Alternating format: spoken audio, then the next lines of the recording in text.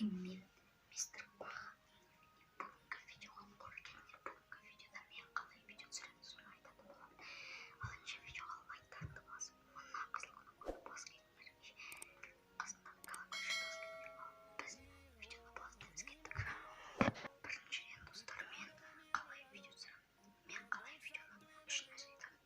Мен немен видео түсіремін, қандай приложениемен видео түсіремін, және де қандай приложениемен монтаждаймын, және де обложканы қалай жасаймын, соны айтатын боламын. Бірақ обложка деген оңай, бірақ оны кейін айтамын. Короче, қалай еді? Короче, келесі осы видеода осы видеода просмотр көп болса, мен сіздерге қалай обложка жасауды көрсететін боламын. Барлығы бұндай мен де жасамын. Достар, білесіздер, менің бұрынғы видеоларым монтажсыз болды. Ол кезде мен монтаж жасай алмайтын едім. Және де обложканы да жасай алмайтын едім.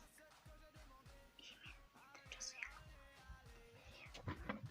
Достар, мен айтып кетейін, біріншіден мен қалай монтаж жасаймын. Мен мына приложениемен монтаждаймын, KineMasterмен, и оны монтаж жасау оп-оңай.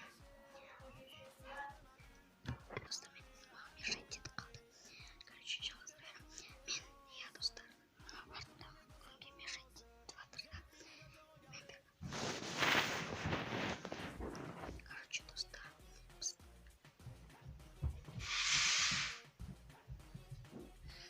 достар, мен осы приложениемен монтаждаймын, KineMasterмен. И мен, достар, білесіңдер, мен сол приложение маған оп-оңай. Кейін көрсетемін қалай монтаждау керек екенін. И екіншіден, достар, мен қандай приложениемен видео түсіремін. Мен